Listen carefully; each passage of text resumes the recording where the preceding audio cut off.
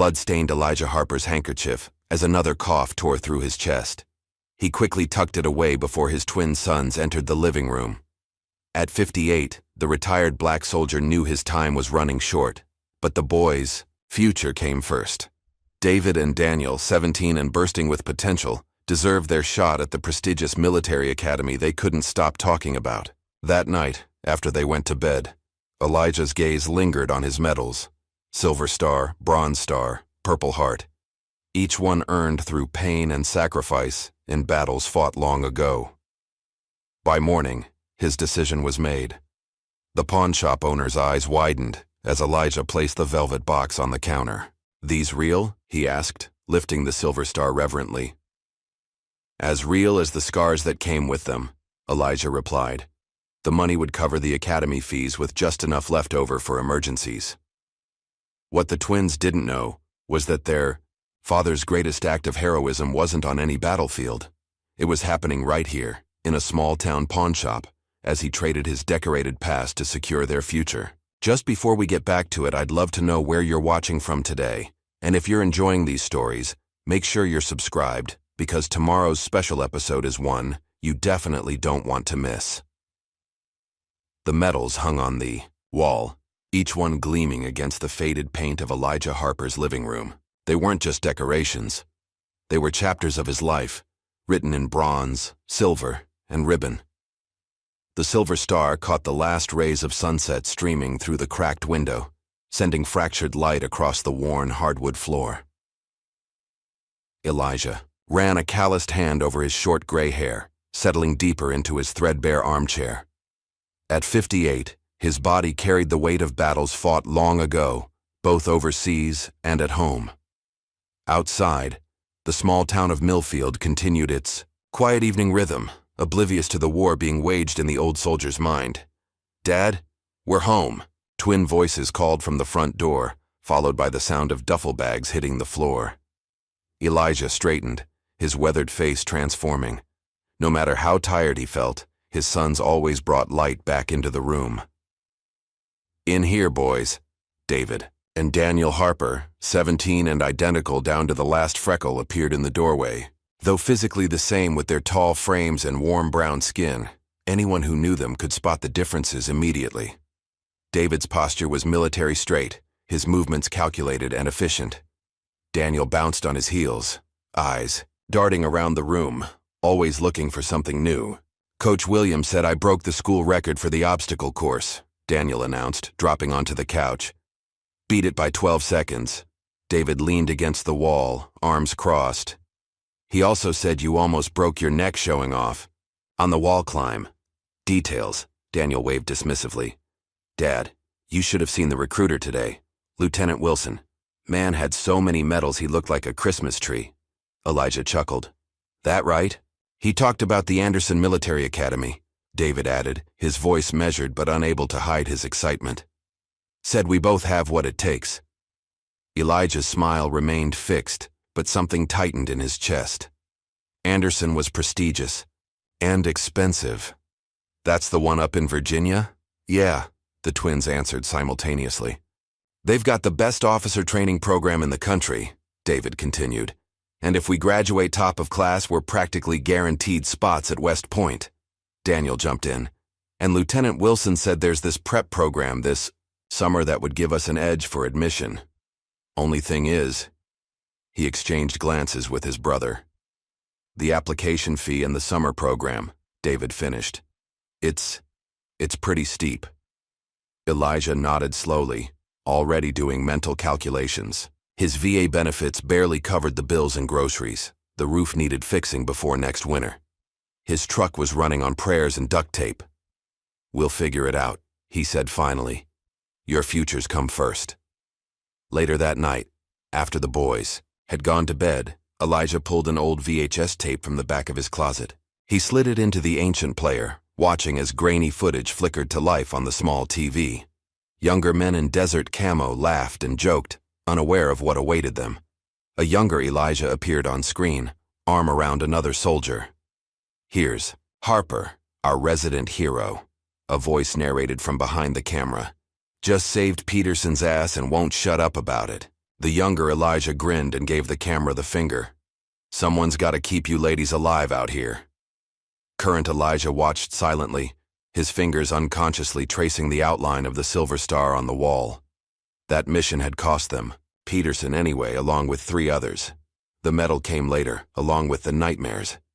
A coughing fit seized him suddenly, doubling him over. When he pulled his hand away from his mouth, spots of blood stained his palm. He wiped it quickly on his pants, a familiar ritual. The VA clinic doctor had been clear last month. The untreated bronchitis was getting worse, possibly developing into something more serious. Tests were needed. Elijah had nodded, taken the referral paper, and promptly stuffed it into his glove compartment. The boys came first. Always had. "Mr. Harper, I'm sorry, but with your current income and credit history." The bank employee, a young woman with sympathetic eyes, slid the loan application back across the desk. Her gaze flickered to the folder where his military discharge papers were visible. "Thank you for your service, sir, but this is business." Elijah nodded stiffly, gathering his papers. He'd expected this. 3 banks in 2 days had given him the same answer. Outside, he sat in his truck, staring at the application forms for Anderson Military Academy. The summer prep program was $4,500 per student. The application and testing fees another $500 each. Then there would be uniforms, travel expenses, books.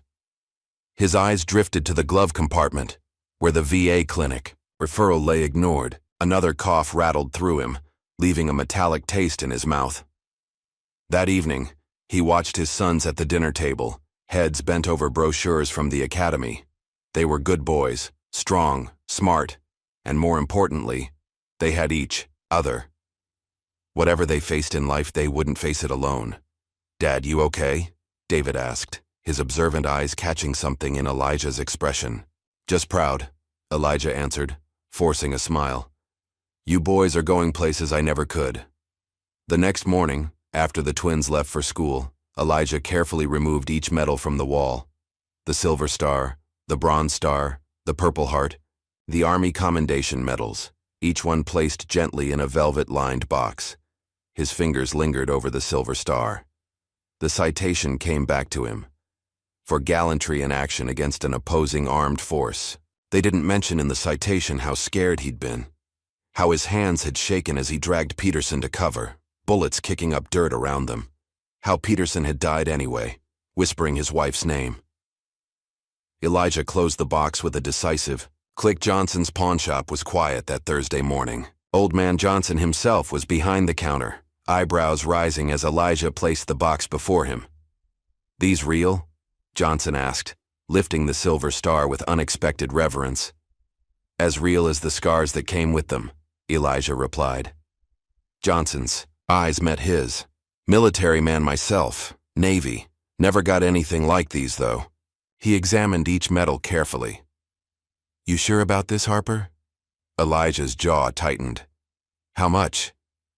Johnson named a figure that was fair, more than fair, but still less than what Elijah needed for both boys. After some negotiation and the addition of his grandfather's watch, they settled on a number that would cover the academy costs with a small margin for emergencies. "I'll keep them safe," Johnson promised as Elijah turned to leave. "If you ever want to buy them back." Elijah nodded without turning around. They both knew he wouldn't be back.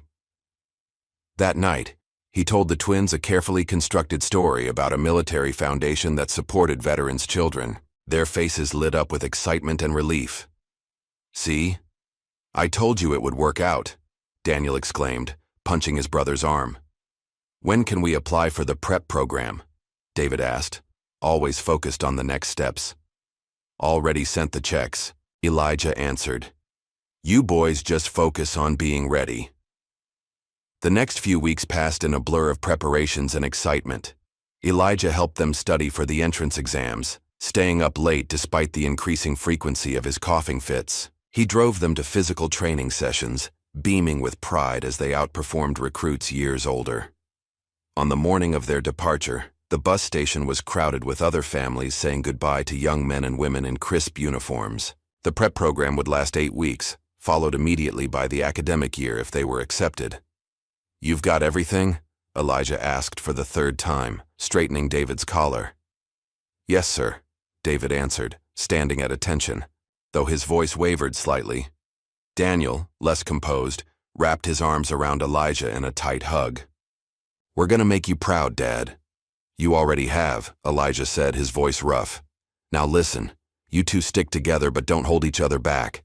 David, stop overthinking everything. Daniel, start thinking before you act. And both of you, remember, being a soldier isn't about the medals, it's about the people standing next to you." "Yes, sir," they answered in unison, shoulders squared. As the bus pulled away, Elijah stood at attention and raised his hand in a perfect salute. He held it until the bus disappeared around the corner, carrying his heart with it. The house was eerily quiet that night.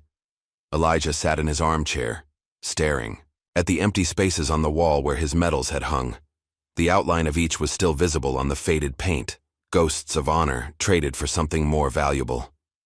"Fly higher than I ever could," he whispered to the empty room, before another coughing fit bent him double, this one worse than before. 5 years passed like water through cupped hands, impossible to hold, impossible to recover. Captain David Harper stood at attention in the sweltering Afghan heat, his face an impassive mask, as the colonel pinned another commendation to his chest. At 22, he was one of the youngest Special Forces team leaders in the regiment, respected for his tactical precision and unwavering discipline. The captain's actions saved the entire operation, the colonel announced to the assembled soldiers. "Leadership like this exemplifies the very best of our armed forces." David's eyes remained fixed forward, but his thoughts drifted to the last time he'd spoken to his twin. 6 months of silence now, the longest they'd ever gone. 4,000 miles away, Lieutenant Daniel Harper sat in a dimly lit intelligence center, eyes scanning multiple screens of satellite imagery and intercepted communications. His fingers flew across the keyboard, isolating patterns that others missed. Army intelligence had recruited him directly after his exceptional performance at Anderson and accelerated training. "Harper," his commanding officer called. "Briefing in 10. We've got movement in Sector 7. Daniel nodded, but his attention had caught on something else, a file reference that matched a pattern he'd been tracking. Something about a contractor, named Armitage Solutions, and a village that shouldn't exist according to official records. The twins had taken different paths after the academy. David embraced the chain of command, finding security in its structure. Daniel questioned everything, his analytical mind constantly probing for inconsistencies, for truths behind the official narrative. Their division had been growing for years, but the breaking point came during a rare joint mission 8 months ago. "Hold your position, Lieutenant," David's voice crackled through the radio, tight with controlled tension. Daniel, crouched behind a crumbling wall, watched as civilians scattered from the targeted building. Women, children. "Negative, Captain. We've got non-combatants in them." "Kill zone! That's not our call to make. Command has confirmed hostiles only." Daniel's grip tightened on his rifle. Through his scope, he could clearly see a young girl, no more than 7, frozen in terror as her mother pulled her toward shelter. "Command is wrong," he replied flatly, and switched off his radio. What followed was a direct violation of orders. Daniel broke cover, moved into the exposed area, and helped evacuate the civilians, just moments before the airstrike hit. When the dust settled, they found evidence that the intelligence had indeed been flawed. The building had contained families, not fighters. Daniel escaped a dishonorable discharge by the narrowest margin, his actions ultimately saving lives, but the official report called it a dangerous breach of protocol that endangered the mission. David, who had maintained his position as ordered, hadn't spoken in his brother's defense at the inquiry. "You abandoned your post," David had said afterward, fury and disappointment warring in his eyes. "You abandoned the mission. You abandoned me." Daniel's response had been equally cutting. "I saved innocent lives while you hid behind orders. Dad would have done the same thing." The mention of their father had driven the final wedge between them. Back in Millfield, Elijah Harper sat on his front porch, showing 14-year-old Jalen Williams how to sand down a wooden eagle. "Steady strokes, son," he instructed, his voice raspier than it had been 5 years ago. Let the grain tell you which way to move. Jalen nodded earnestly, his young face set in concentration. The boy had started coming around 3 years ago after his father, a Marine, died in a training accident. Elijah recognized the lost look in his eyes, the same one he'd seen in the mirror after coming home from war. Mr. Harper? Jalen asked, not looking up from his work. Did you really get a silver star? Elijah's hand stilled momentarily. Who told you that? My mom said you were a hero, said you saved a bunch of guys in your unit. Elijah resumed his work, carefully shaping the eagle's wing. The real heroes don't come home, Jalen. Remember that. Later that afternoon, as Jalen rode his bike home, Elijah collapsed while bringing in firewood. The neighbor, Mrs. Tanner, found him and called an ambulance despite his protests. At the hospital, the diagnosis was both expected and devastating. Early-stage lung cancer, likely, exacerbated by exposure to burn pits during his service. With treatment, your prognosis could be quite good, the doctor explained, flipping through his chart. Though I'm concerned about how long you've been ignoring symptoms. Elijah nodded absently, thinking not of his health but of his son's. The last letter he'd sent them had been returned unopened. They were focused on their careers, on proving themselves. His illness would only be a distraction. I'll think about it, he told the doctor, with no intention of doing so. Daniel stood at rigid attention as the general pinned the Meritorious Service Medal to his chest. The ceremony was small, subdued, unlike the public recognition David had received for his combat decoration. Your intelligence work saved American lives, Lieutenant, the general said, though the specifics must remain classified. Daniel nodded, accepting the honor while feeling strangely hollow. The medal should have meant something. Would have, if his father or brother had been there to see it. That night he stared at the blank email he'd started to his father a dozen times. News of his achievement felt empty without someone to share it with. Daniel closed the laptop without sending anything. Meanwhile, David stood on a stage at the Pentagon, receiving the Distinguished Service Cross from the Joint Chiefs themselves. Cameras flashed as he saluted sharply, the epitome of military bearing. Captain Harper represents the future of our armed forces, the general announced. His leadership under fire exemplifies the warrior ethos. As the ceremony concluded, David found himself searching the crowd, half expecting to see his father's proud face or his brother's familiar smile. The absence left an unexpected ache. Neither twin knew that across the country, Elijah sat alone in his small house, recording separate video messages for each of them. His frame was thinner now, his once powerful shoulders slightly hunched. David, he said to the camera, his voice steady despite the effort it cost him. You always were the careful one. Even as a baby, you'd watch and plan before you'd take your first step. He paused, fighting back a cough. I'm proud of the man you've become, the leader. But remember, there's a difference between following orders and following your conscience. Sometimes they lead to different places. Later, he recorded a separate message for Daniel. Danny, he began, using the childhood nickname his son had outgrown. You came into this world raising hell, and I suspect you'll leave it the same way. A smile crinkled the corners of his eyes. Your heart always leads you, son. That's your strength. But it can be your weakness too. Learn to balance that fire with your brother's ice. You're stronger together than apart. He hesitated, considering whether to tell them about the medals, about the pawn shop, about his illness.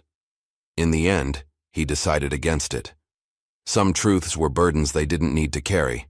Instead, he told them a story he'd never shared, about his Silver Star mission, about disobeying a direct order to retreat when he saw the opportunity to save his trapped unit, about how the Army had quietly covered up his insubordination because the mission had ultimately succeeded, about how he'd accepted a quiet discharge rather than risk exposing his commanding officer, who had a family depending on his pension.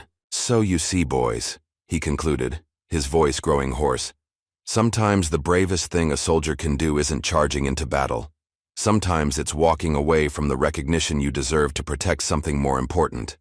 The red light on the camera blinked as the recording ended. Elijah slumped back in his chair, exhausted by the effort. On the table beside him lay his medication, largely untaken.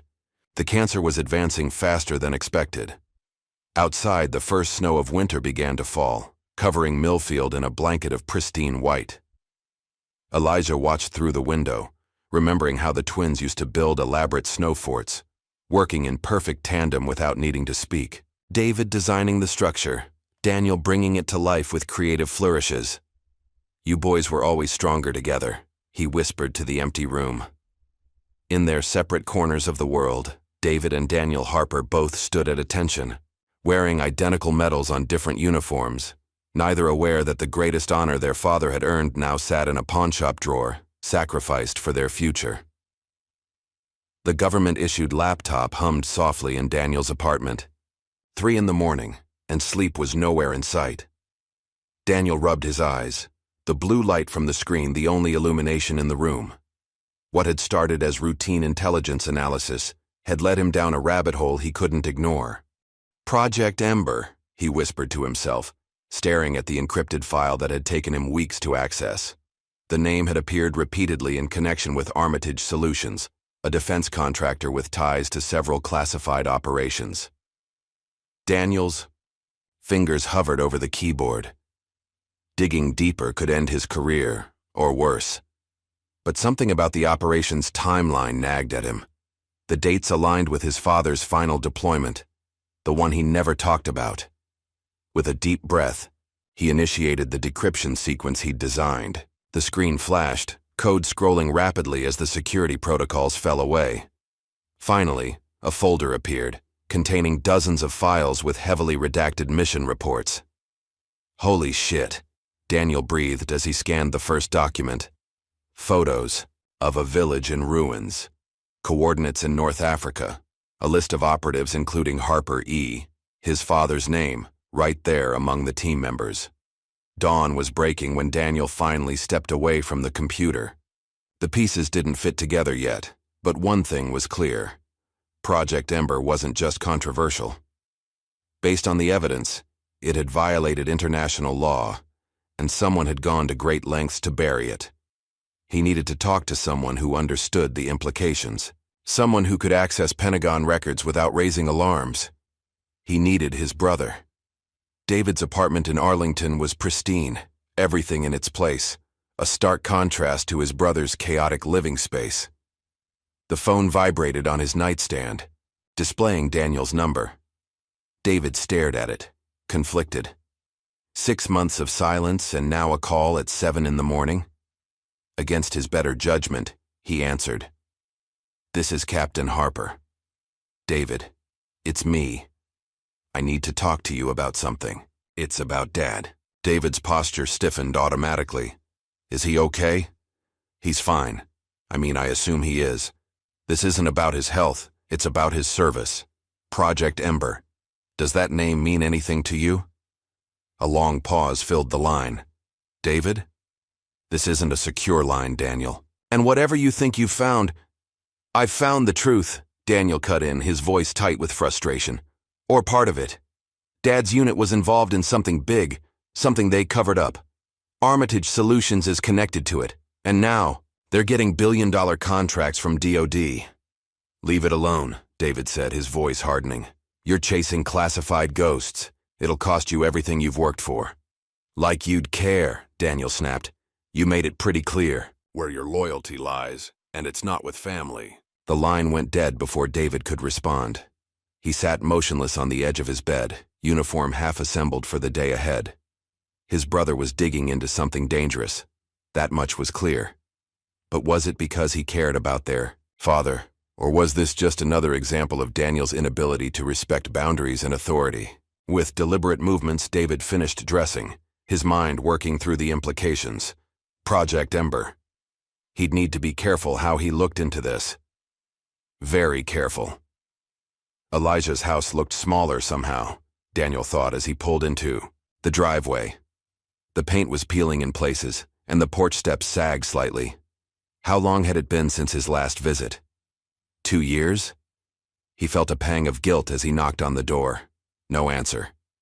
He knocked again, louder this time. Finally, shuffling footsteps approached, and the door swung open to reveal his father. Daniel's breath caught in his throat. Elijah had always been strong, solid as an oak. The man before him now was thinner, his shoulders slightly stooped, his breathing labored. Daniel. Surprise and joy bloomed across Elijah's weathered face.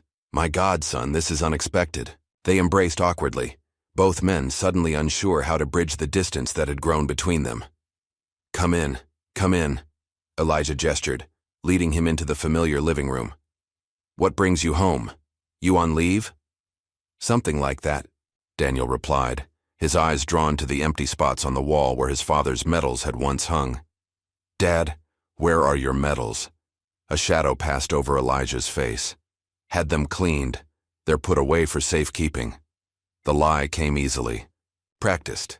You want some coffee? Just made a fresh pot. Daniel accepted the steaming mug, using the moment to study his father more carefully. The slight wheeze in his breathing, the way he favored his left side, the pill bottles visible on the kitchen counter.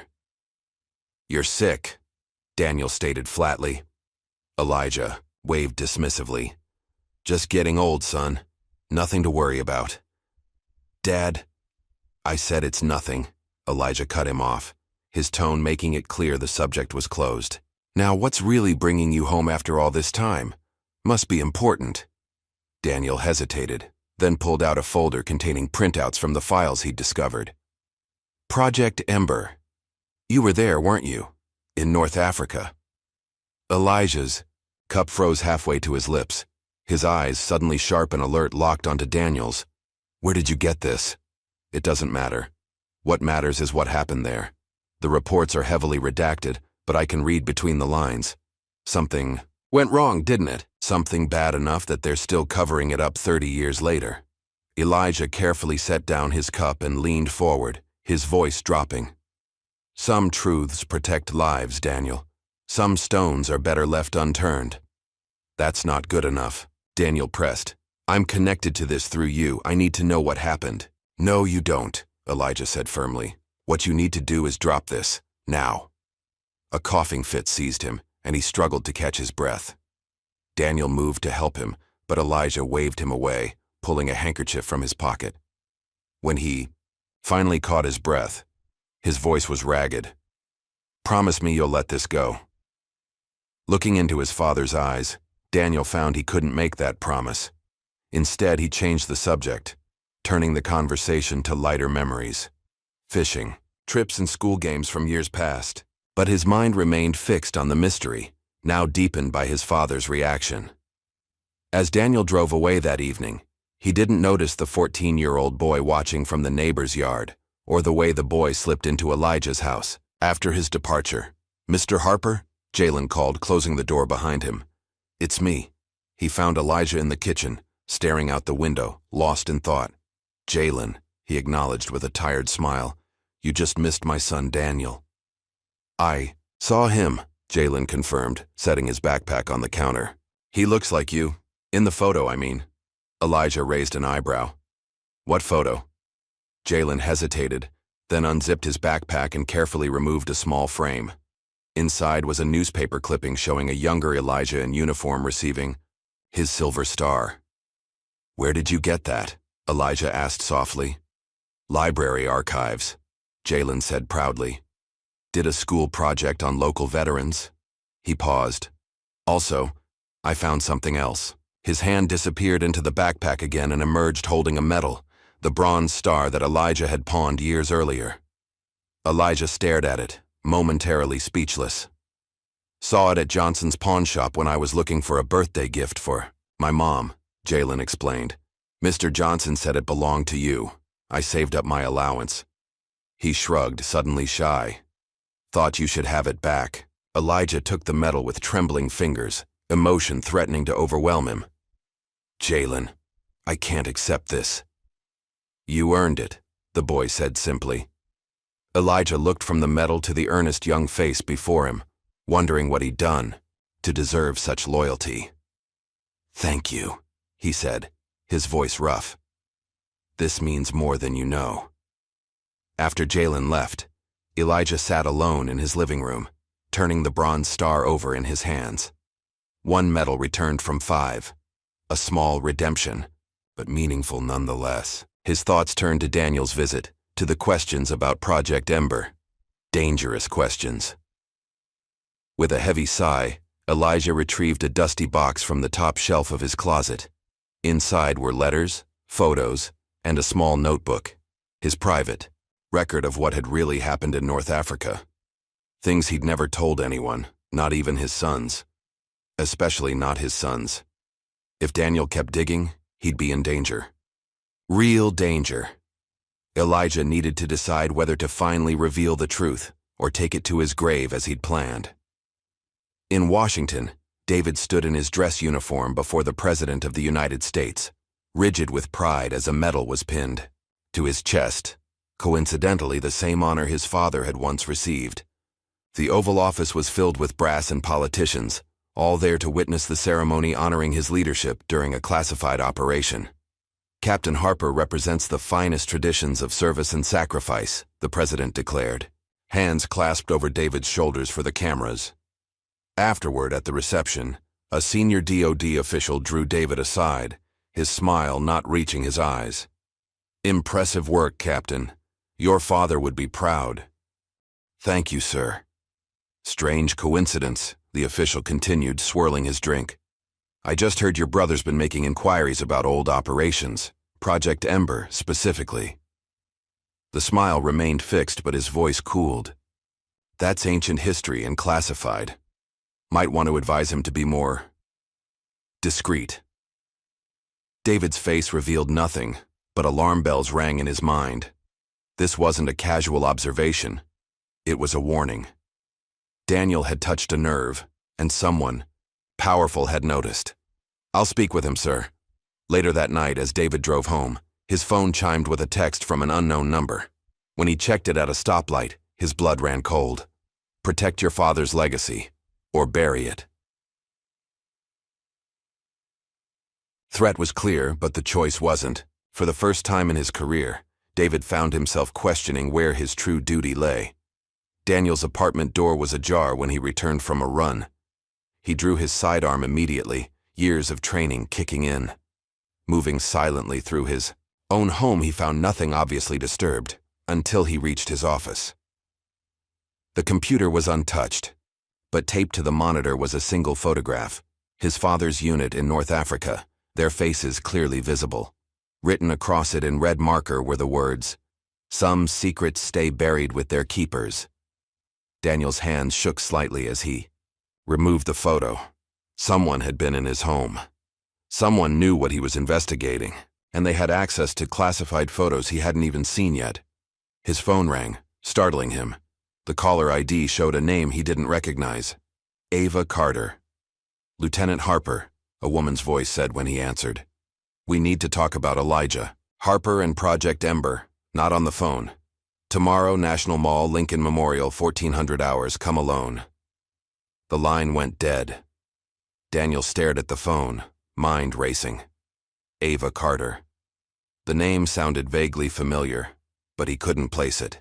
With renewed determination, he returned to his computer, initiating another search, this time for any connection between his father and this mysterious woman. By morning, he had his answer. Ava Carter, now a deputy director at the Department of Defense, had served in his father's unit 30 years ago. She'd been there in North Africa during Project Ember. The pieces were finally coming together. All he needed now was her testimony. The Lincoln Memorial was crowded with tourists, providing perfect cover for their meeting. Daniel spotted her immediately, a tall woman in her 50s with silver-streaked black hair, sitting alone on a bench, feeding pigeons. "Deputy Director Carter," he said, sitting beside her without making eye contact.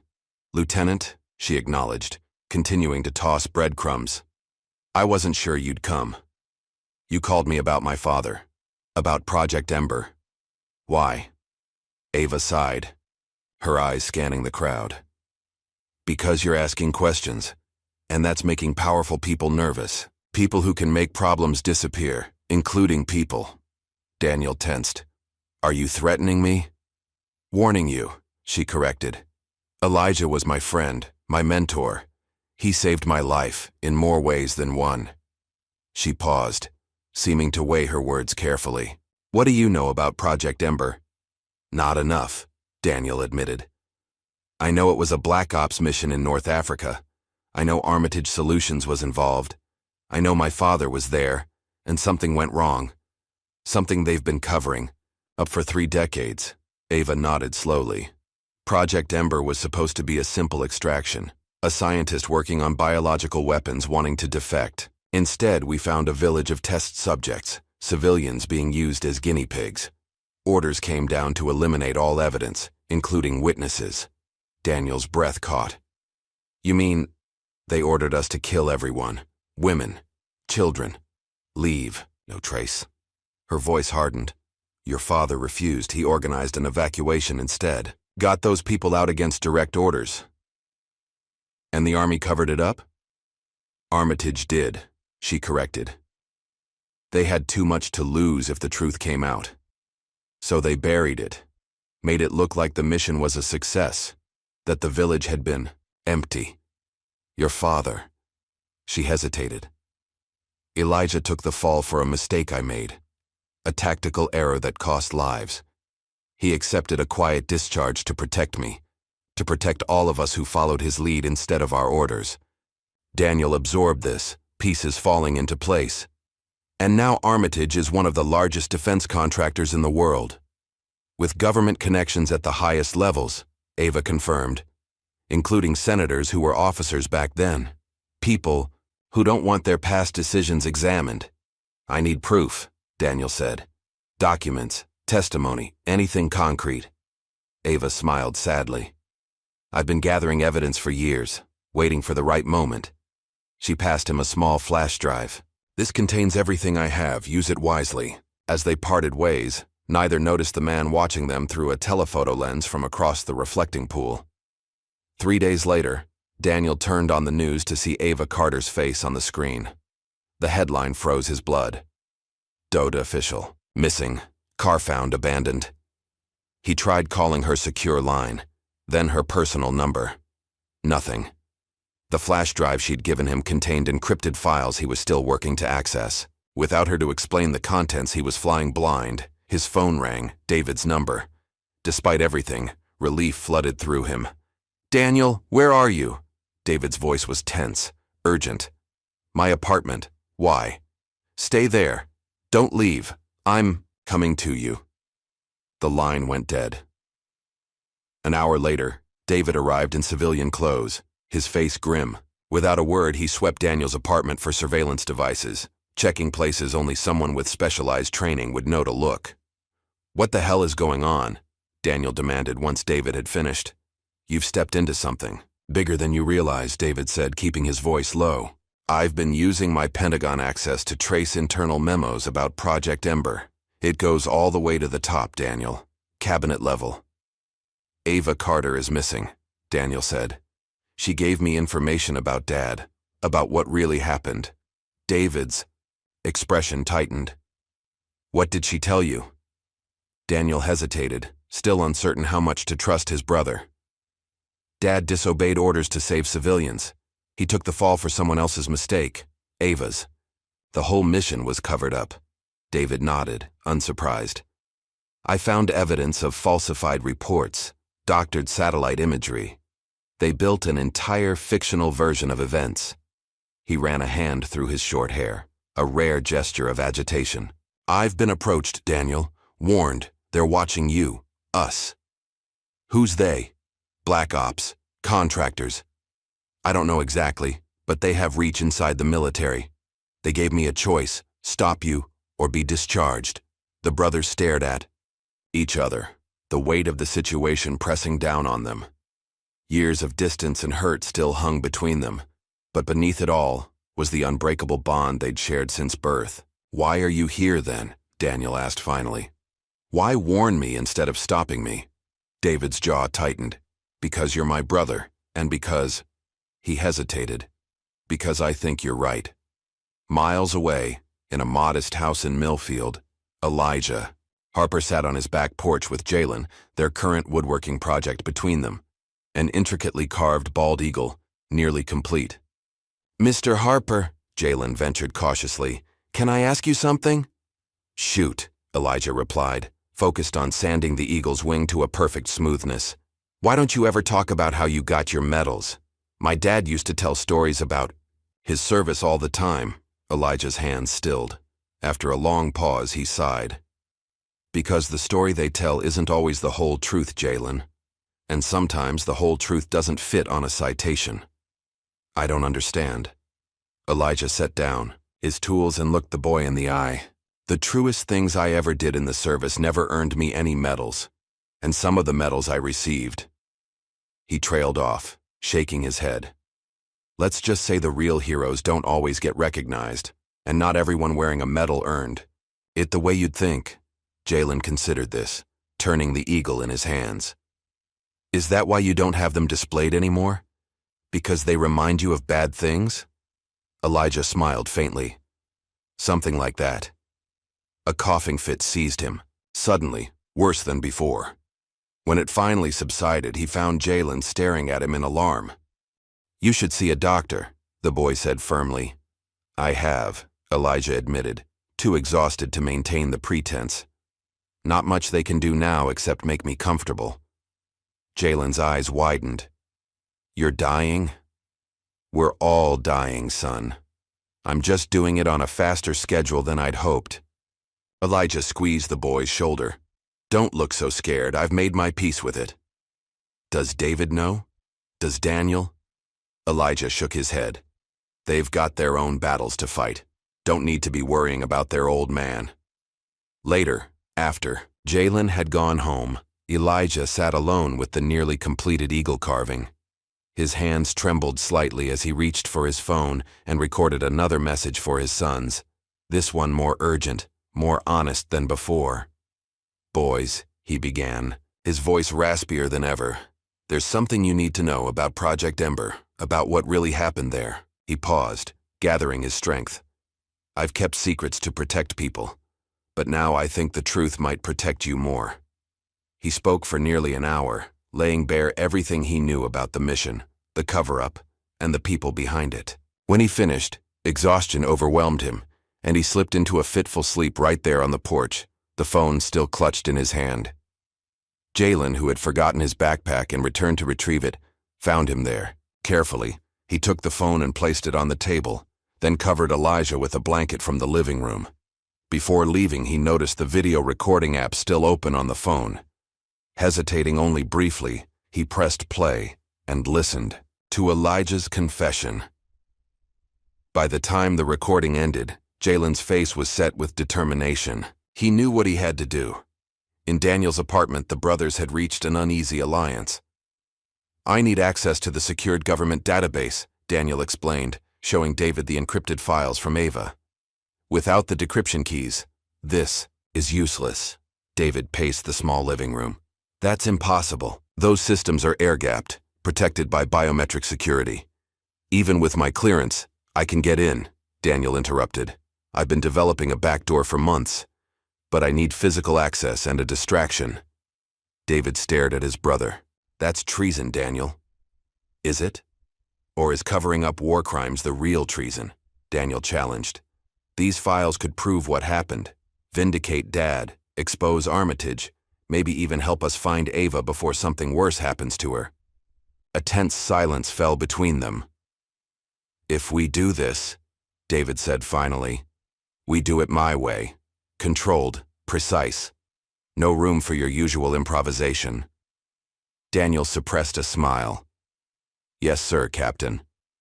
The next 48 hours were a blur of preparation. Using David's security clearance and Daniel's hacking expertise, they formulated a plan to access the classified databases where the full Project Ember files were stored. The morning they were set to execute their plan, David received a text from an unknown number. "Back down now or join your brother in disgrace. Final warning." He deleted it without showing Daniel. Some burdens didn't need to be shared. The hack itself was anticlimactic. David's credentials got them into the facility, and Daniel's software did the rest. piercing through layers of security to extract the complete Project Ember files. They were out in 20 minutes, leaving no trace of their intrusion. Back in the safety of Daniel's apartment, they pored over the documents. The truth was worse than they'd imagined. The village had been deliberately exposed to experimental biological agents. When the test went wrong, Armitage had ordered the elimination of all evidence, including the villagers. Elijah and a small group of soldiers had refused, instead evacuating survivors and documenting the atrocities. "He saved those people," David whispered, staring at a photograph of his father helping children onto a transport helicopter. "He defied direct orders to do the right thing. And they punished him for it," Daniel added. "Forced him into silence with threats against his career, his benefits. Against us," David realized suddenly. "Look at this memo. They threatened to deny his son's applications to any service academy if he spoke out." The brothers sat in stunned silence, absorbing the magnitude of their father's sacrifice. Not just his career, but his legacy, his reputation, all to protect them and the truth. Their contemplation was interrupted by Daniel's phone. The caller ID read, "Millfield General Hospital." "This is Daniel Harper," he answered, a knot forming in his stomach. "Mr. Harper, this is Nurse Winters from Millfield General. I'm calling about your father, Elijah Harper. He's been admitted in critical condition. The doctors are asking for family to come as soon as possible." Daniel's face drained of color as he relayed the message to David. Their father was dying, and they were hundreds of miles away with evidence that could either vindicate him or put them all in danger. "We need to go to him," David said immediately. "Everything else can wait." "What about the files? What about exposing the truth?" Daniel protested. "This might be our only chance." David gripped his brother's shoulder. "Dad earned his medals by following orders," he said quietly. "Then he earned his true honor by breaking one. For the right reason. What do you think he'd want us to do right now?" Daniel nodded slowly, understanding. They would go to their father. But first, he made one quick call to a military journalist he'd known from his intelligence days, someone he trusted implicitly. "I have a story you need to hear," he said, "and evidence to back it up, but I need to see my father first." As they gathered their things to leave, both brothers were unaware that in a small town hours away, a 14-year-old boy was already setting events in motion that would change everything. Uploading Elijah's confession to a private server and sending the access link to every media outlet in the country. The storm was about to break, with their father at its center. The antiseptic smell of the hospital hit David and Daniel as they rushed through the sliding doors of Millfield General. The fluorescent lights cast harsh shadows across their faces as they approached the information desk. "We're here for Elijah Harper," David said, his military bearing evident even in civilian clothes. "We're his sons." The nurse looked up, recognition flickering in her eyes. "Third floor ICU, room 307.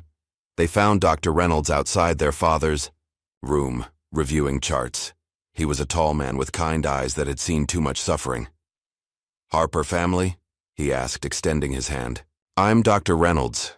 I've been treating your father for the past several months." "Months?" Daniel echoed, exchanging a look with David. "How long has he been sick?" Dr. Reynolds hesitated. "Your father was diagnosed with stage 3 lung cancer. Approximately 8 months ago. He initially responded well to treatment but recently stopped coming in for his appointments." He sighed. "The cancer has progressed to stage 4. It's metastasized to his liver and bones." David's face remained impassive, but his hands clenched at his sides. "What's his prognosis?" "Days, maybe weeks," Dr. Reynolds said gently. "I'm sorry."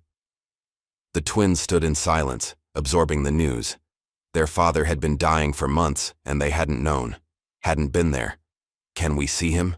Daniel asked, his voice rough. Dr. Reynolds nodded. "He's been drifting in and out of consciousness. Don't expect too much." Elijah looked small in the hospital bed, surrounded by machines that beeped and hummed. His once powerful frame had withered, his dark skin ashen. An oxygen mask covered most of his face, but his eyes were open, staring at the ceiling. "Dad," David said softly, approaching the bed with Daniel close behind. Elijah's eyes shifted toward them, widening slightly in recognition. With visible effort, he lifted a trembling hand to remove the oxygen mask. "My boys," he whispered, his voice barely audible. "You came." Daniel took his father's hand, shocked by how light it felt, how fragile the bones seemed beneath the skin. "Why didn't you tell us you were sick?" A ghost of a smile crossed Elijah's lips. "You had your own battles." David moved to the other side of the bed, struggling to maintain his composure. "We know about Project Ember, Dad. We know what you did, what they made you do." Elijah's eyes closed briefly. When they opened again, they were clearer, more focused. "You shouldn't have dug into that. It's dangerous." "We had to know the truth," Daniel insisted. "You saved those people. You disobeyed orders because it was the right thing to do. And you took the fall for Ava Carter's mistake," David added. Elijah's gaze shifted between his sons. "How did you—" "Oh, we found the files," Daniel explained, "and Ava told me everything before she disappeared." A shadow passed over Elijah's face. "Ava's gone?" The twins exchanged looks. "She's missing," David confirmed. "After she met with Daniel." Elijah struggled to sit up, triggering a coughing fit that left specks of blood on the oxygen mask. The machines began beeping more urgently. "You boys are in danger," he managed when he could speak again. "If they silenced Ava," a nurse rushed in, alarmed by the monitors. "You need to leave," she told the twins firmly. "He needs rest." They retreated to the hallway, both shaken by their father's condition and his warning. "We need to talk," David said, leading his brother to a quiet corner of the waiting room. For the first time in years, the twins had a real conversation. Honest, raw, painful. They spoke of missed opportunities, of misunderstandings, of the rift that had grown between them. "I should have supported you at the hearing," David admitted, his voice low. "You were right to save those civilians, just like Dad was right in Project Ember." Daniel shook his head. "And I should have understood your position. Following the chain of command isn't just blindly obeying. It's about trust, about systems that keep people alive." He paused. "We were both right, in our ways, and both wrong to let it divide us." David nodded, his eyes suspiciously bright. "Dad sacrificed everything for us.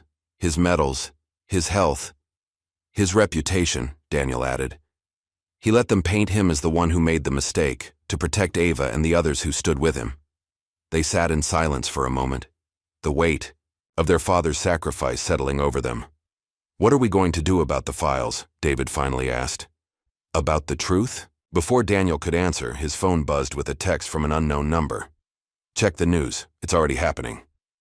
Confused, Daniel pulled up a news site on his phone. His breath caught as he read the headline. "Decorated veteran took fall for military crime. Sons of hero fight to clear his name." "What the hell?" he murmured, showing the screen to David.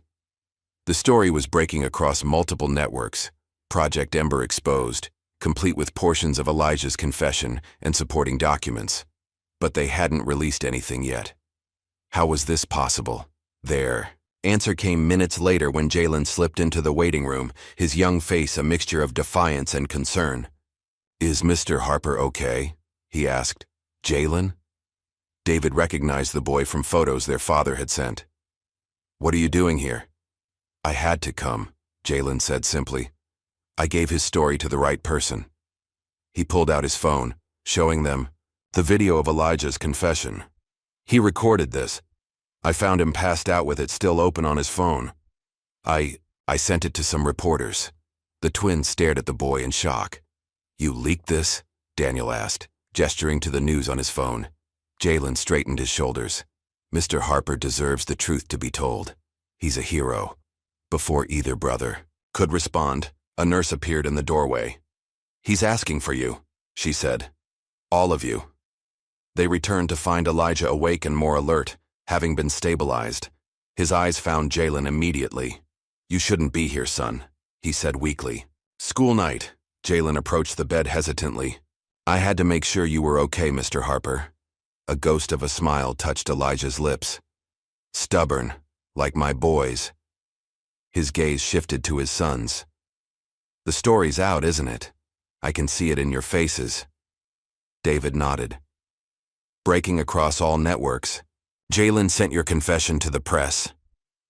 Elijah's eyes widened slightly as he looked at the boy. Then, unexpectedly, he smiled. Good boy. Jalen's face lit up with relief. Dad, Daniel began carefully. With your story public, things are going to get complicated. The Pentagon, Armitage Solutions, they're going to deny everything. Let them, Elijah said, suddenly looking stronger than he had in months. Truth's like water. Pressed down in one place, it rises in another. As if on cue, Daniel's phone rang, the military journalist he'd contacted earlier. Daniel Harper, he answered, putting it on speaker. Lieutenant Harper, your father's story is exploding online, the journalist said without preamble. I've already received calls from 3 different Pentagon officials demanding we retract. But there's something you should know. Ava Carter just contacted me. She's alive in hiding, and she recorded her own testimony before she disappeared. The room fell silent as they absorbed this news. She says she has proof, documents, photos, even DNA samples from the victims, the journalist continued. And she's not the only one coming forward. 2 other members of your father's unit have reached out, willing to testify about what they witnessed. Elijah closed his eyes, tears tracking silently down his weathered cheeks. After all these years, he whispered. Outside the hospital, something remarkable was happening. Veterans who had seen the news began arriving, first in 1s and 2s, then by the dozens. They gathered in the parking lot, many in uniform, holding candles and American flags. Word had spread through veteran networks like wildfire.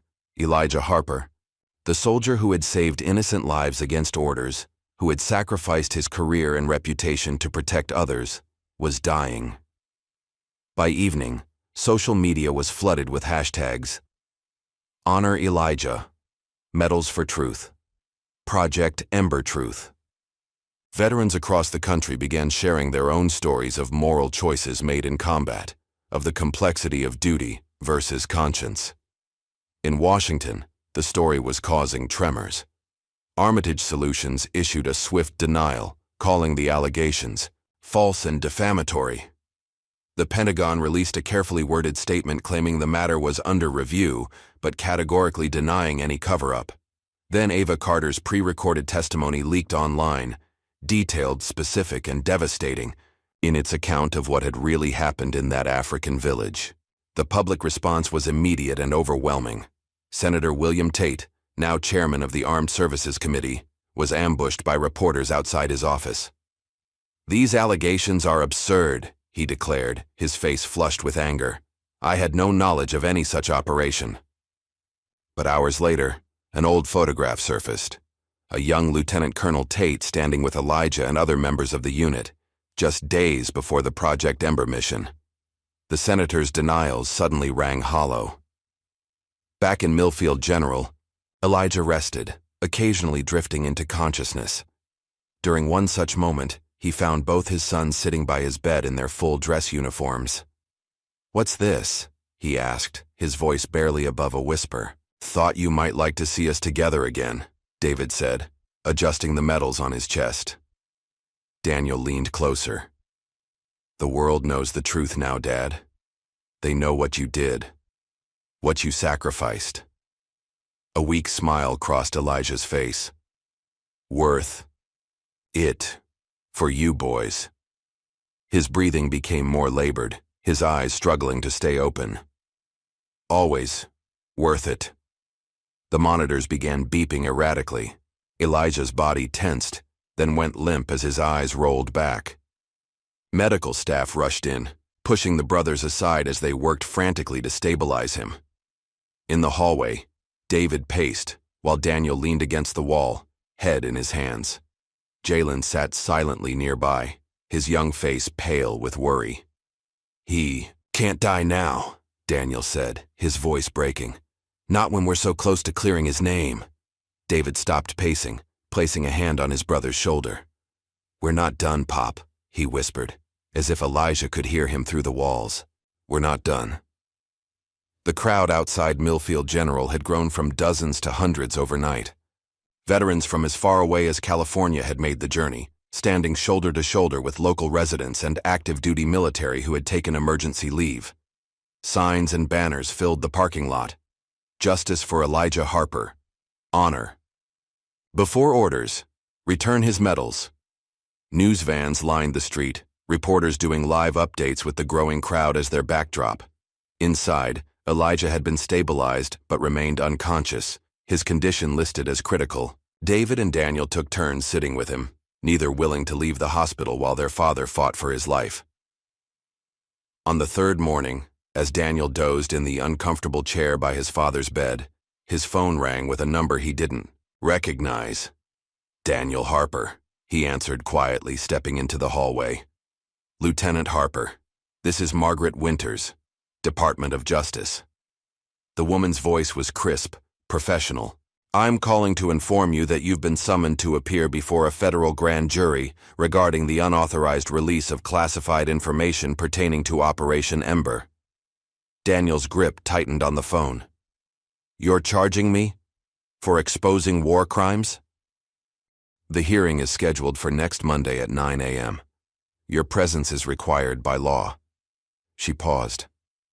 "I should also inform you that the FBI has secured a warrant to search your residence and electronic devices." After she hung up, Daniel stood frozen in the hallway. He'd expected backlash, but not this fast, not this official. They were trying to make an example of him. When he told David, his brother's face darkened. "They're desperate," he said. "This is a warning shot, trying to silence anyone else who might come forward." "I need a lawyer," Daniel replied grimly. As if fate had been listening, a young woman approached them later that day in the hospital cafeteria. She was in her early 30s, with fierce eyes and a determined set to her jaw. "Lieutenant Harper? Captain Harper? I'm Sarah Nichols." She handed them each a business card. "I'm an attorney with the Military Justice Advocacy Project." Daniel glanced at her card. "How did you find us?" "My father served under Elijah Harper," she said simply. "Master Sergeant James Nichols. He died in that mission, the one your father tried to save people from." Her voice remained steady, but her eyes flashed. "I've been waiting years for this story to break. I want to represent you, Lieutenant Harper, in the federal case they're building." The brothers exchanged looks. "I don't have money for a high-profile defense," Daniel admitted. Sarah shook her head. "Pro bono. This case isn't just about you or your father anymore. It's about every soldier who's ever had to choose between orders and conscience." Outside the hospital, the movement continued to grow. Jalen, too young to fully understand the legal implications but old enough to recognize injustice, had become something of a spokesperson for the younger generation. A video of him speaking passionately outside the courthouse went viral overnight. "If Elijah Harper was a criminal," the 14-year-old declared, his voice cracking with emotion, "I don't want to be a good citizen. I want to be whatever he is, a person who does what's right no matter what it costs him." The video was shared millions of times, picked up by national news, turned into memes and rallying cries.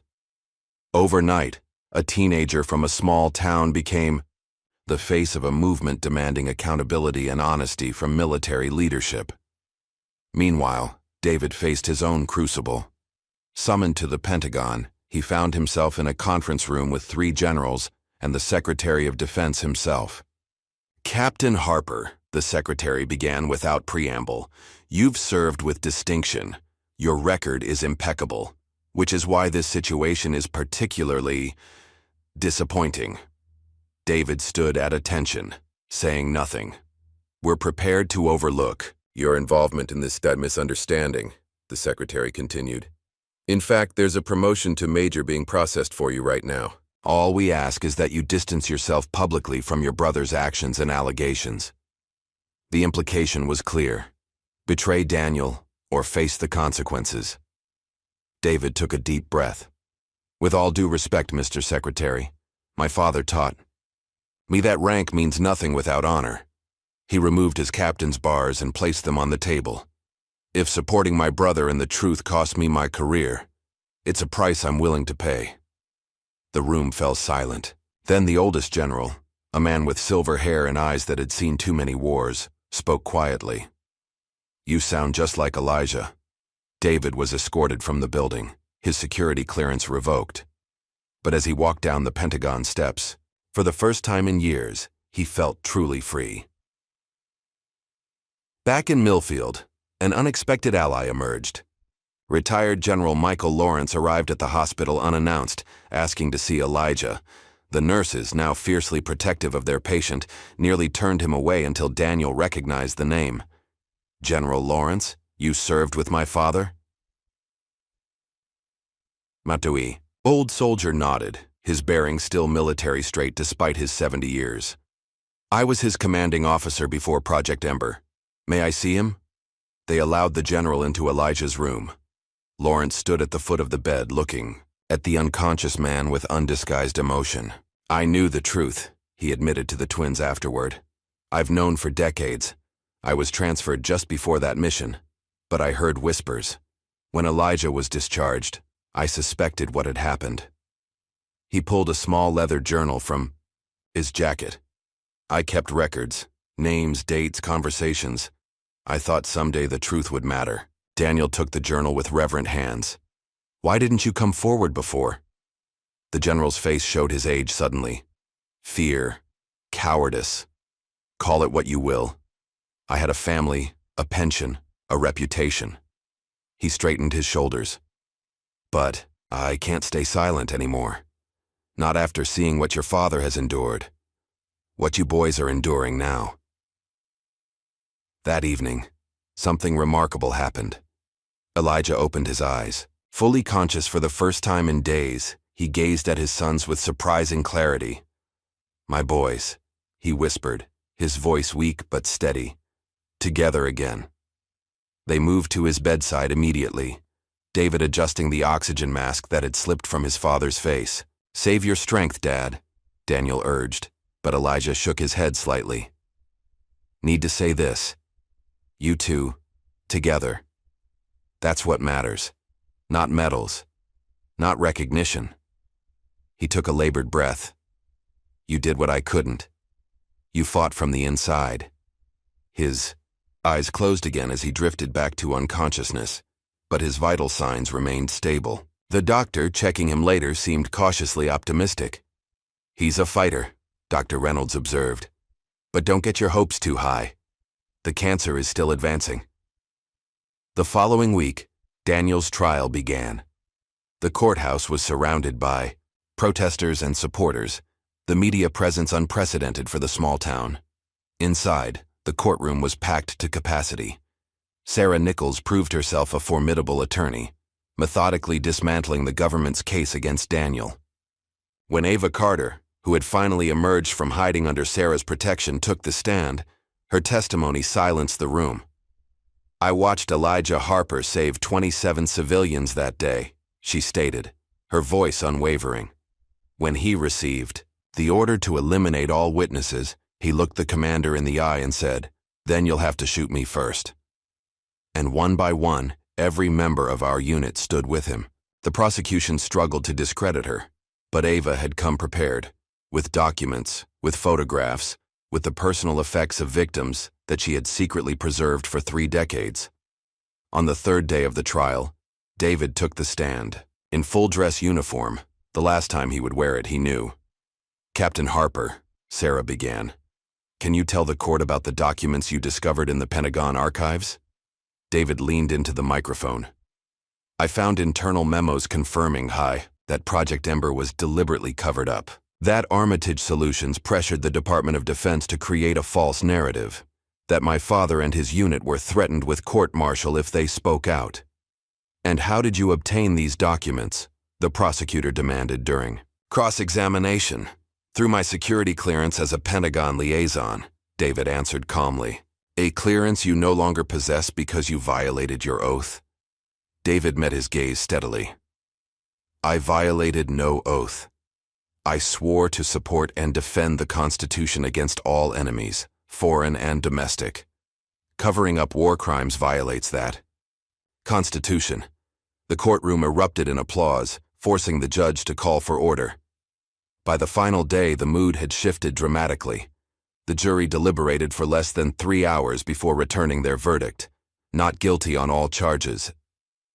The verdict was read. Daniel gripped David's hand so tightly his knuckles turned white. Sarah let out a breath she seemed to have been holding for days. In the gallery, Jalen whooped with joy before being shushed by a court officer.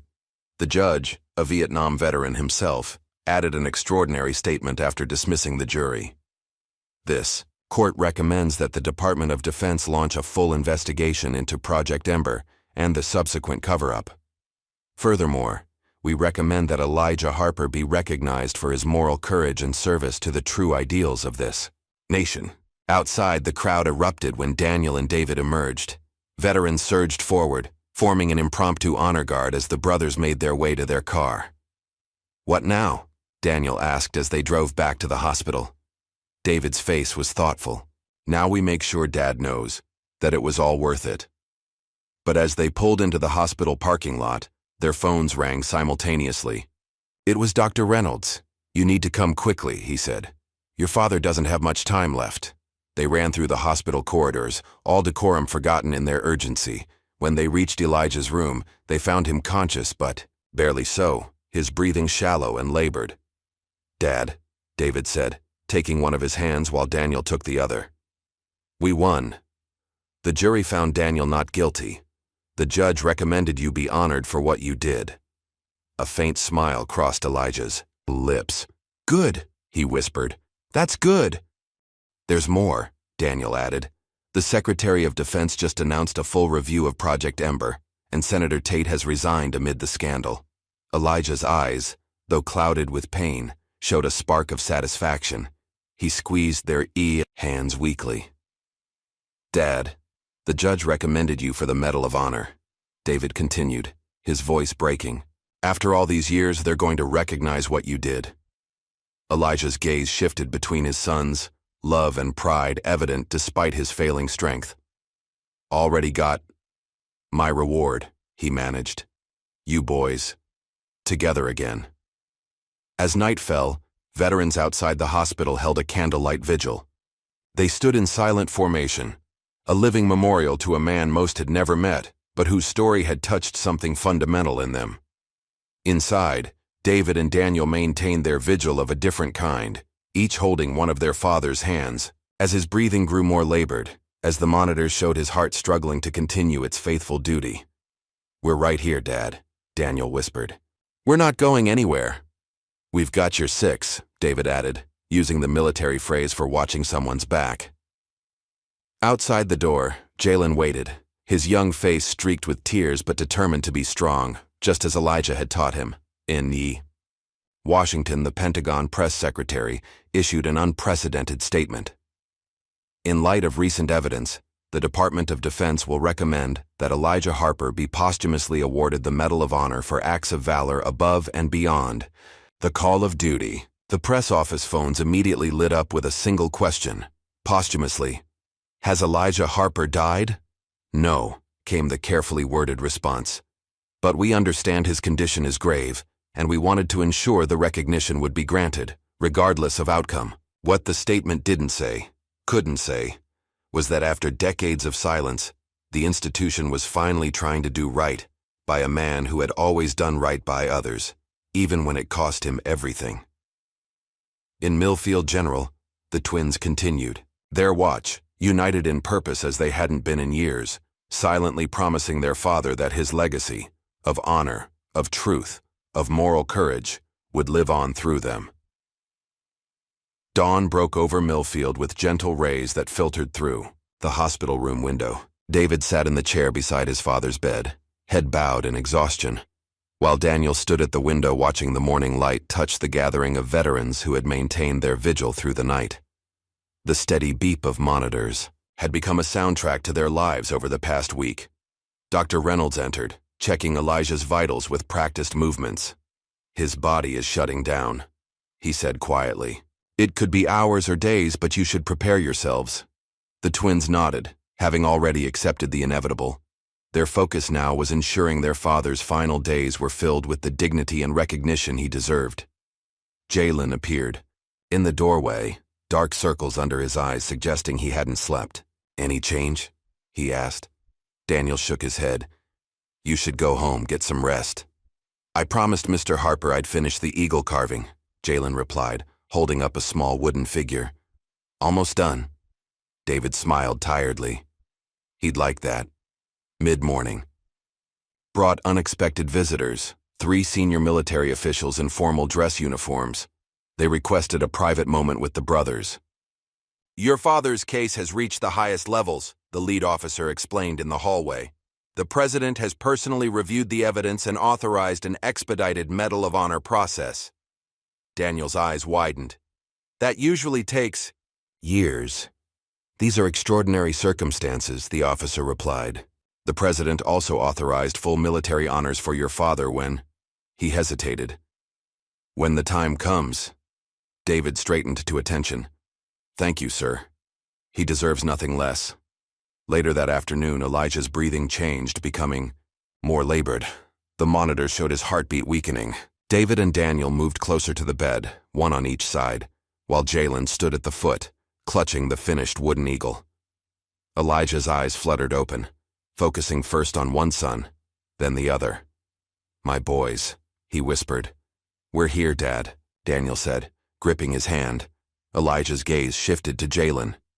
"You finished it," the boy nodded, tears streaming down his face as he placed the eagle carving in Elijah's free hand. "Just like you taught me." A ghost of a smile touched Elijah's lips. "Good boy. You'll make a fine soldier someday." "The best," Jalen promised. Elijah's eyes moved back to his sons. "You boys made me proud," he whispered, his voice growing fainter. "And free." His eyes closed, his breathing slowed, and with one final gentle exhale, Elijah Harper left the battle he'd fought for so long. The monitors flatlined, their alarm a muted backdrop to the profound silence that filled the room. David reached across the bed to grasp Daniel's arm. The twins connected in their grief as they had once been connected in everything. Jalen sobbed, quietly, his young shoulders shaking. Outside, as if sensing the moment, the veterans stood and raised their hands in silent salute. The arrangements for Elijah's funeral moved with unprecedented speed. The White House had issued directives that cut through the usual red tape, ensuring that the ceremony would reflect the honor being bestowed. "They're afraid of the optics," Daniel observed cynically as they met with the funeral director. "Better to embrace the story than fight it." "Does it matter why?" David asked. "Dad's getting the recognition he deserves." 3 days after Elijah's passing, Jalen approached the brothers with a request. "I'd like to speak at the funeral," he said, his young face serious. "I wrote something." The twins exchanged glances, then David nodded. "He'd like that. You were important to him." Meanwhile, the story of Elijah Harper had spread far beyond Millfield. News outlets covered every development, from the legal vindication to the president's intervention. Veterans organizations across the country held memorial services, and military academies incorporated the case into their ethics curriculum overnight. The morning before the funeral, David and Daniel made a final stop at Johnson's pawn shop. The old shopkeeper recognized them. "Immediately. Been expecting you boys," he said, reaching beneath the counter. "Kept this one back when some folks started coming in asking about your dad's medals." He placed a small box on the counter. "The Silver Star. Seemed right that you should have." Daniel opened the box with reverent hands, staring at the medal that had been the highest recognition of their father's valor. Until now. "How much?" David asked. Johnson shook his head. "No charge. Your dad was a good man. Used to stop by sometimes just to check on his medals. Said he was saving up to buy them back someday." The revelation hit the brothers hard. Even in his final years, their father had hoped to reclaim the symbols of his service, not for vanity, but perhaps to someday tell them the truth. "Thank you," Daniel said, his voice rough with emotion. That afternoon, Millfield transformed as the funeral procession prepared to move through town. American flags lined the streets. People stood shoulder to shoulder on the sidewalks, many holding handmade signs honoring Elijah. The high school band assembled, ready to play as the casket passed. At the funeral home, David and Daniel stood in their dress uniforms, greeting the seemingly endless line of mourners. Military personnel from every branch attended, including generals and admirals who had never met Elijah but understood the significance of his story. "He would have hated all this attention," Daniel murmured to his brother.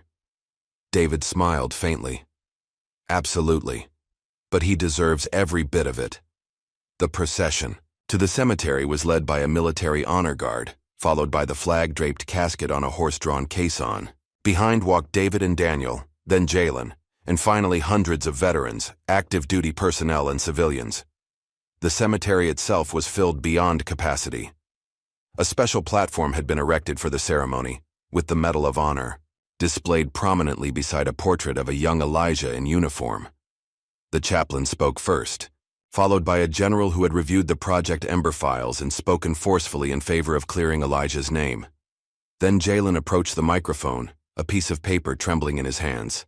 "Mr. Harper didn't just teach me how to carve wood," he began, his young voice carrying across the hushed crowd. "He carved out truth from lies. He shaped honor from obligation. He showed me that doing the right thing isn't about following orders, it's about following your conscience even when it costs you everything." His simple words, delivered with the unvarnished emotion of youth, moved the crowd visibly. Many veterans wept openly. "He told me once that real heroes don't come home," Jalen continued. "But he was wrong. Some heroes come home and keep fighting battles we can't see. Mr. Harper fought cancer. He fought poverty. He fought the memory of what he'd been forced to do and what he'd chosen not to do. And through it all, he taught me, a kid with no dad of my own, how to be a man of principle." As Jalen finished, Daniel squeezed his shoulder in silent gratitude.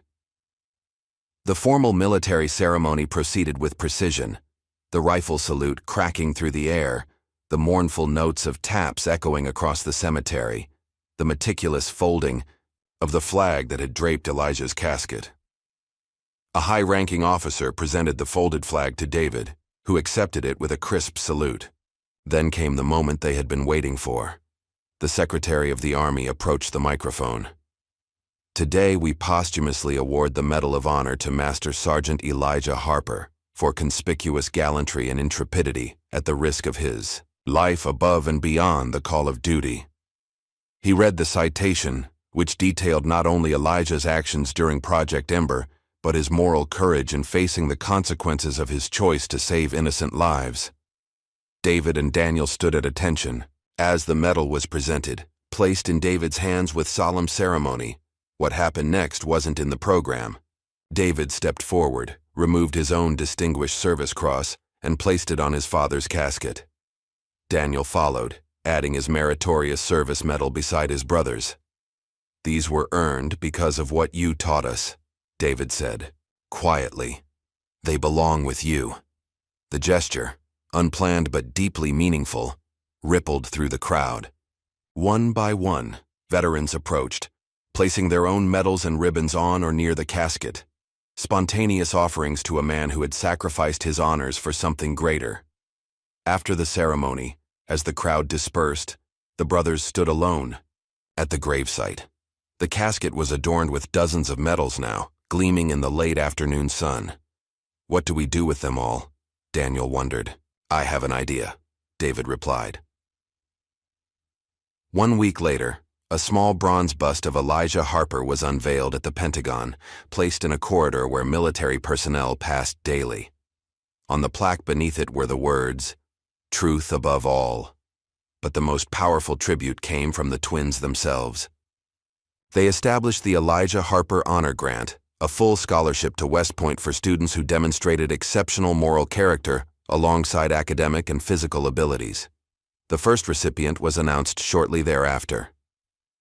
Jalen Williams, now 18, who had written his application essay about the man who had taught him the true meaning of service.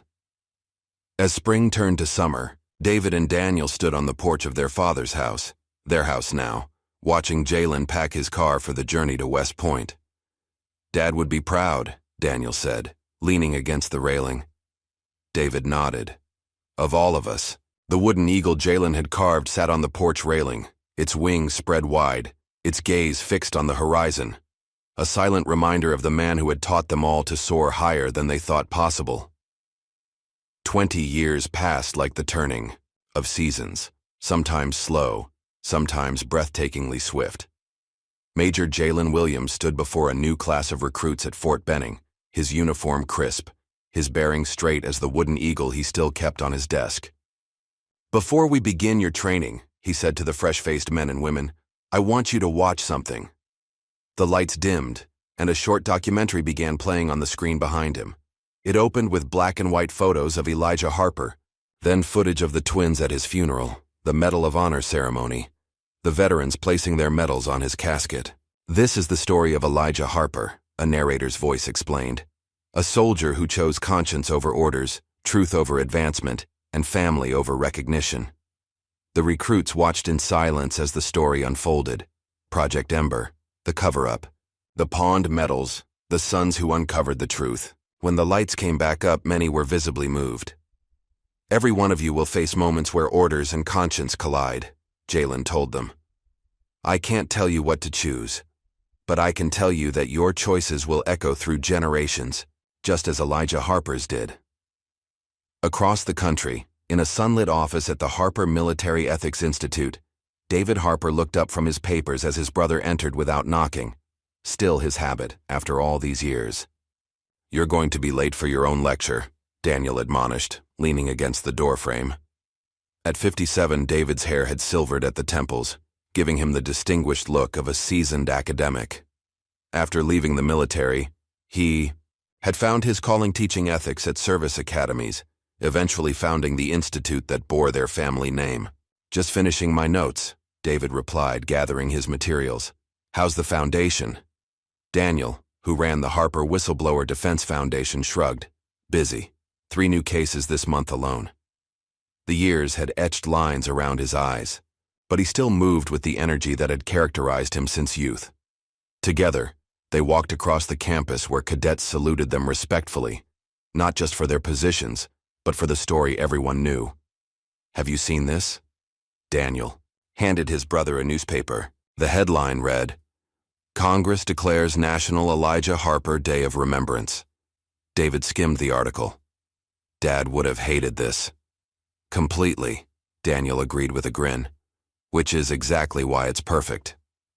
Their shared laughter echoed. Across the quad, 2 men who had found their way back to each other through loss and truth. That evening, they gathered with family and friends for their annual barbecue. It had started small, just the 2 of them remembering their father over beers on his birthday. Over the years, it had grown to include Jalen and his family, colleagues and fellow veterans who had been touched by Elijah's story. Jalen's children played in the yard of what had once been Elijah's modest home.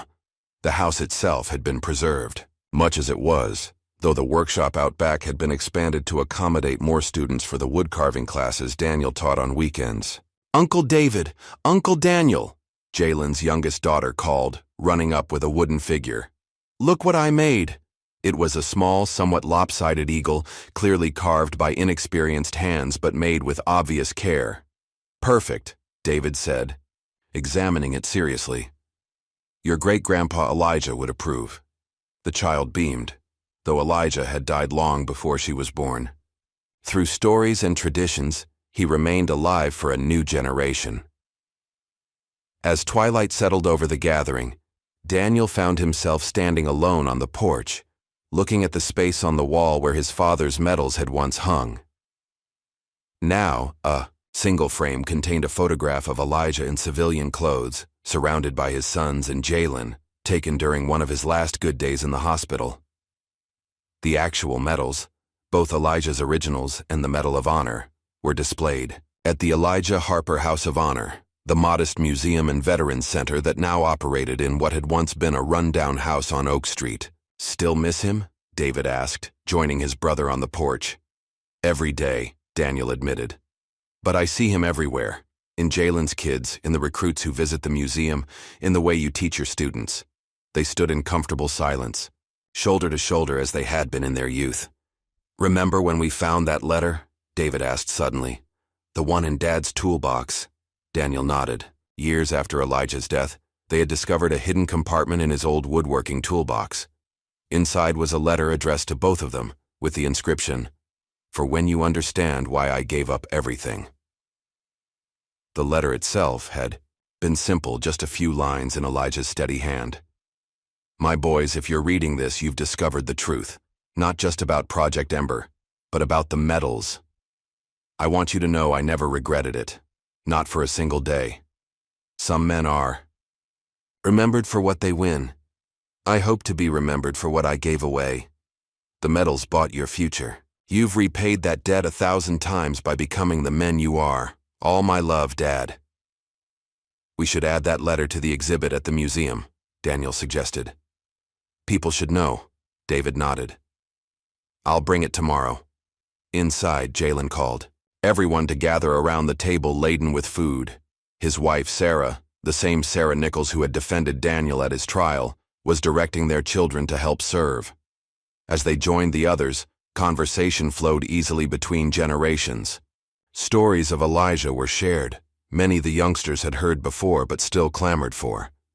The legend had grown over the decades, but the core truth remained. One man's sacrifice had echoed through generations. Later, as the party wound down, David found himself alone with Jalen's oldest son, now a freshman at West Point.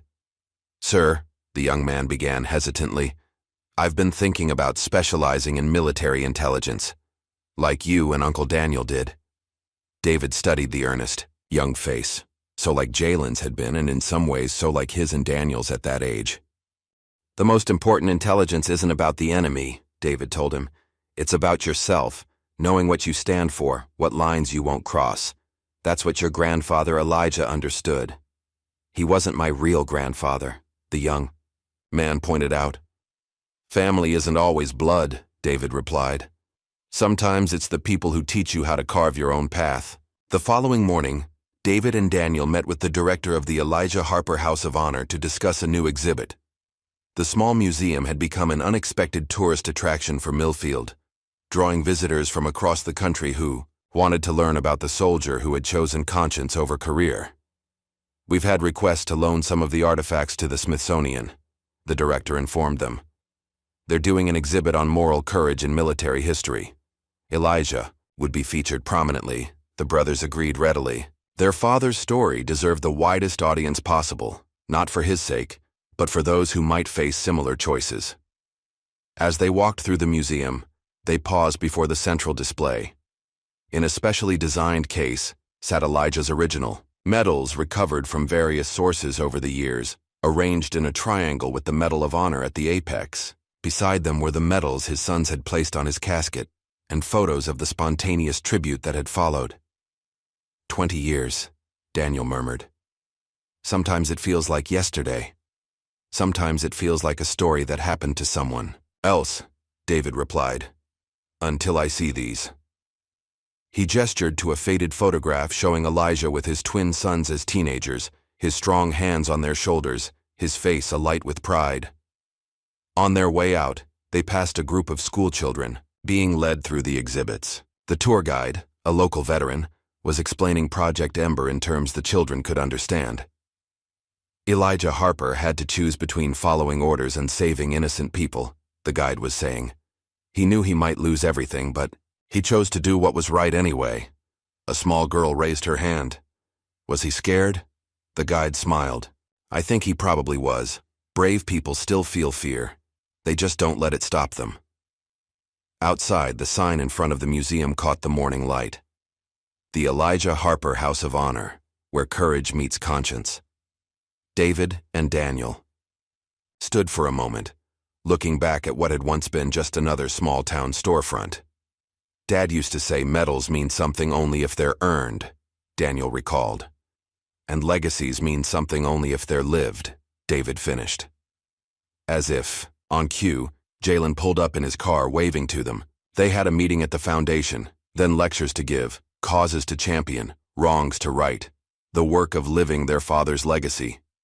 In the distance, the town of Millfield went about its day, forever changed by the quiet sacrifices of a man who had pawned his metals to give his sons a future, never imagining that one day those sons would return the honor 100-fold. "Ready?"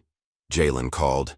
The twins nodded and stepped forward together, as they had been taught to do all those years ago by a father who understood that the truest valor isn't what you claim, but what you give away. What price would you pay for those you love, and would they ever know the true depth of your sacrifice? Elijah Harper's story reminds us that sometimes the greatest acts of heroism happen not on battlefields, but in quiet moments of choice. If this story touched your heart, please like, subscribe, and share to hear more tales of courage that change lives forever.